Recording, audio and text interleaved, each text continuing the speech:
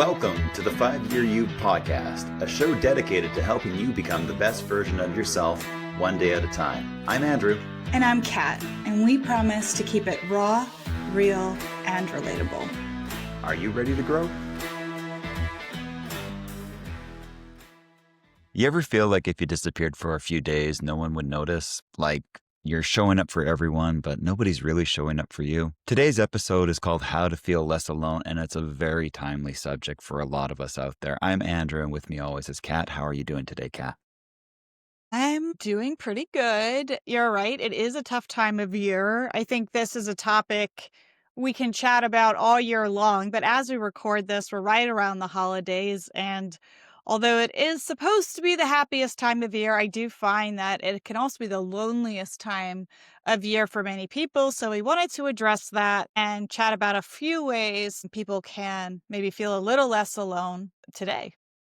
Yeah, exactly. I think everybody is alone at some point. I feel this societal thing is, as we've been moving over the last decade, we definitely are all feeling more alone. I just read a book and it was saying that kids feel more disconnected now at the ages of 12 than they did 10 years ago. And it went from a decent percentage to an incredibly low, scary percentage. And as adults, I think we feel that way too. The pandemic kind of hit us one way, and then we haven't really come back from how we were. But even before that, we were going in this kind of isolating type of way. And there's different ways you can feel alone. And I think we should really kind of talk about that, because we were talking before the show, like there's different meanings for feeling alone. There's different meanings of loneliness. So maybe you can kind of tell our listener what we're talking. I mean, I think that there is feeling lonely, which is missing the presence of a human connection, right? Because there are a lot of different ways to improve that. I mean, you can talk to somebody on a FaceTime call and feel a little less lonely. Someone doesn't have to be like physically present for that, but there is that feeling of like humans really crave connection. No matter how quiet or introverted you are or how much you think you don't need a hug, we are built to be in communities and we are wired for connection. But there's also this deeper form of loneliness that is more emotional abandonment. It's more of a self-esteem, self-worth, or the lack thereof induced loneliness, where you feel like you are a burden to others. You feel like it makes sense that your coworkers are going out for lunch and didn't invite you. It's where you have abandoned the idea that you are worthy and valuable as a human being. And so you are lonely inside of yourself as. Yeah, and that latter one is actually good news, because that one you can fix within yourself at any point. Easier said than done, but what isn't? And that first version of loneliness, yeah, it's the human connection. It's that need to feel related to. Because I would define feeling alone or loneliness as that inability to feel that people understand you. And like we were talking before, I used to be in a room full of people and I could feel alone. And I think a lot of people relate to that. But really what I was craving in those moments would have been that deeper connection to another human. And it's not always possible depending on the room you're in too, because if you're in a room of people that are, carnivores and you're a vegetarian, it might be a little bit harder to relate. So I think sometimes knowing your audience is a big thing too. But was that a decent analogy? No, but like my brain went real south, and this is probably why I get lonely sometimes, because you said a room full of people carnivore, and I thought cannibal for some reason. And I was like, yeah, if you're a cannibal talk after the show. It's like, yeah, if you're a cannibal in a room full of people, is probably not a good feeling for sorry. No, if you're a cannibal in a room full of people, you're feeling pretty good. You have a buffet or however you pronounce it. You are like, this is game time. Like, I don't know why this keeps coming up. Goodness. Just a little lightness in this conversation. You got there. I did that. My goodness. Okay. Moving on to the next part. Back to loneliness. Back to loneliness and not eating a room full of people as one may think. I think that when you're talking about feeling alone, it really is just an inability to relate. And I think like there's tactics that we've talked about for like making friends and stuff like that, but this is really more that inner feeling or that, and that's part of an inner story that you tell yourself, right? Yeah, I think when people feel lonely or they feel misunderstood, it's good to understand where that feeling comes from because when you understand the root of your feelings, it makes it a lot easier to manage it. It allows you to separate from the feeling and look at it and decide whether or not it's something you want to believe. For example, many people carry childhood wounds. Maybe they did not feel seen or understood by their parents. Maybe their parents fed them and clothed them and brought them to school and made sure they had mittens in the winter. But they did not feel that their emotional needs were met by their parents.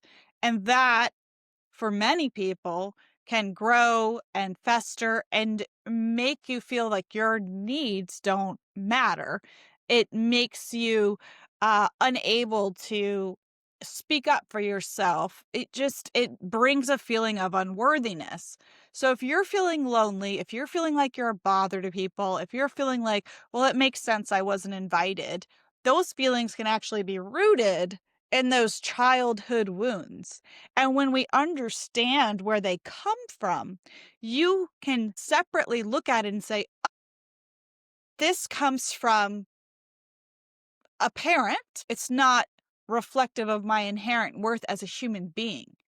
And so now I get to decide as an adult what I feel about myself. And I get to rewrite inside of my brain how I perceive myself. And then you can look for all the evidence. I am a good friend. I did help this person. I helped that granny walk across the street. I am a valuable human being. People would be lucky to have me as a friend. Now And you you start forgot to to add I'm not rewrite. a cannibal, but go on. So you should hang out with me.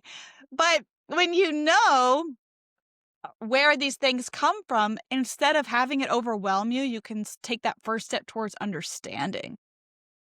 Yeah, I like that. Most of the stuff that we're dealing with typically has roots in our childhood. It's stories that we made up, but they're stories. And in the example that you just gave of, parents neglecting your emotional needs or just, maybe friends not including you in things when you're a kid. So you kind of feel like you're the loser and nobody ever wants to play with you. I felt a little too personal on that one, but let's just move on. But the thing is that that's the moment, that's the input. Your reaction to that input at that time was a story that, little you told, but now older you can actually rewrite that story. You can tell yourself, no, I'm worth playing with. No, my emotional needs matter. No, my other siblings don't have this because they told themselves something different, even though we were all treated the same way. The story you told was a survival tool in that moment, and you bought into it. And then you kept repeating it like it was a fact, and eventually it kind of became a fact in your mind. And the good news is that's just a neural pathway, and that can be changed at any given point in your life with a little bit of practice and repetition. So, feeling lonely, when we come at it from this psychological point of view, isn't a bad thing. It's just a story that we think being lonely is bad. And it does hurt at times, but I can also guarantee most of us, especially for a little bit of an introvert, we can have lots of outgoing conversations with people and feel connected. And then we get home and technically we're alone, but we don't feel lonely in that moment because we needed the break. So Yeah. it's a fluctuating thing. Yeah. I think in general, this topic of loneliness is, there's the lie and then there's the truth. And it could be as simple as nobody cares, but the truth might be no one knows that I need them right now. Or it could be nobody includes me after work. And it could be everyone at work is being respectful of you because they know you have little kids at home and they just need to know it would be nice to be invited. I think that communication about your needs is one of the biggest skills all of us can develop. And it's something you and I talk about all the time because it's so difficult for so many of us to say what we need because we're so afraid of the answer. We're so afraid that we're going to be vulnerable and say, I need connection. I need you to pick up the phone when I call. I need my adult kids in college to let me know they care. And we're just so worried about offending people or that they won't respond in the way that we want, that we don't say what we need. And so the loneliness feeling continues and never gets resolved. Yeah. I'll give an example with all of this right now. I have a friend known me since before I was born, and we were going back and forth the last couple of days. And sometimes we'll go like weeks without messaging or anything like that. We just kind of reach out whenever. But I recognize that it's a hard time of year for a lot of us. And I'm just feeling like really alone and lonely at the same time.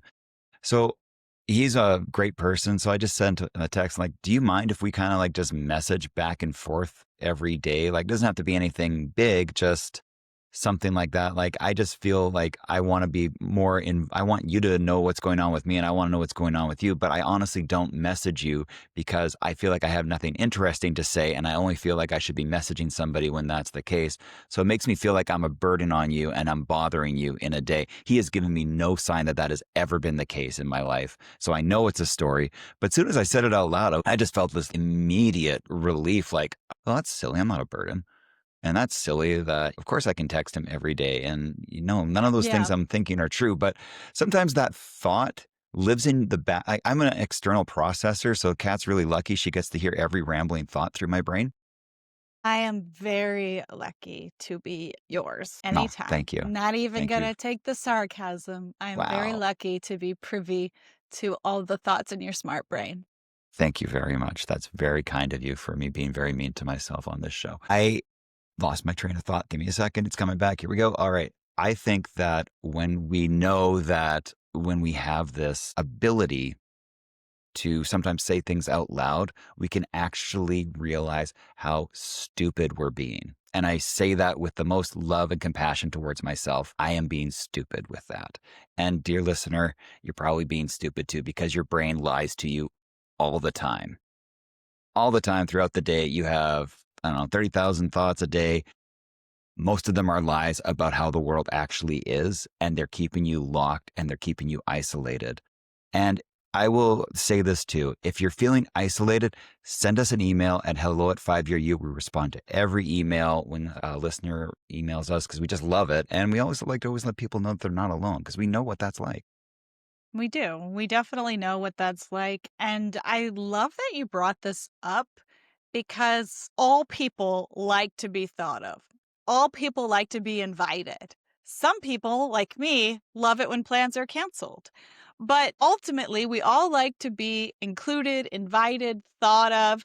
When I get a text and it's from one of my girlfriends and not Andrew, I'm like, hi. It's like, from you in a few days. And it might be the silliest thing. Picture of the kids, whatever, new thing that you got for yourself, new lip gloss that's like really is lasting all day or whatever it is. And I think people have this misconception that, like you said, every update has to be great. Every text has to be this soliloquy. It has to be this like big important thing to be worthy of somebody's time. And the thing is like, as long as we release expectations, we're like, I was going to send this funny thing and maybe they'll write back and maybe they won't. Every time I see an Instagram message from my sister, I know it's going to be a really stupid video that's going to make me laugh, And I don't even have to respond. They just keep coming. But these are the little moments of connection that somebody has said, I saw this video. It made me think of your sense of humor, and I knew you would think this was funny, so I sent it to you. That's somebody thinking about you. Yeah. And the way that you make the connection is to like initiate those messages too. That's exactly it, is that you have to take the first step. And that's really uncomfortable. Yes. We have all gone through that. Nobody likes, because you're sticking your neck out and you're risking rejection. is really it. But the truth is, that's just a story that your lying brain is telling to you because we've already established that your brain is stupid and is lying to you with this part of, again, I'm talking to myself here. Dear listener, you are not stupid. You are an amazing person and we love you very much. You will never find a more caring, compassionate person than the person talking to you right now. I I agree have with compassion for everyone. But my brain's stupid sometimes and it lies to me and it says, don't do that. Don't ask. It's going to hurt. And the reality is, I'm going to be in the same spot as I was before if nothing happens. If I invited a friend over for coffee on Monday, or yesterday, I guess it was, and we were texting and then nothing. He just ghosted me. And I'm like, what is going on? And, didn't, kind of hurt, but kind of put it off to the side. And then I get a text last night saying, sorry, I never got back to you. My kid had food poisoning. I've been in the hospital for the last 24 hours. No. These things happen. Yeah, it's terrible. But I mean, at least I wasn't rejected, right? I mean, like, that's all right. Sorry, bad joke. But, it's not as Food bad as the poisoning. cannibal joke. We've had some winners today. We've had some great talks today. But the point is, even when he didn't respond, I was still in the same spot. I still didn't have somebody coming over. I still wasn't interacting with somebody. But at least I made that effort. And it actually gets easier. The first time's hard. The second time is easier. And the more you do it, the more you find that it becomes easier for you to do and it hurts less. And people not responding to you is not rejection. It's protection. As we always say, rejection is protection, but it's also just people living their own lives and they have their normal habits and routines and they're fitting into it. And when you message them, you're breaking that routine and they need to find a way to fit you in. And they can't always do that, but that's not about you. That's just about them and their lives. I like that. I mean, even Taylor Swift forgot to tell Ed Sheeran that she was engaged. She told all of their friends and all of their close friends before she posted on social, and she just forgot Ed. So, I mean, we all make mistakes.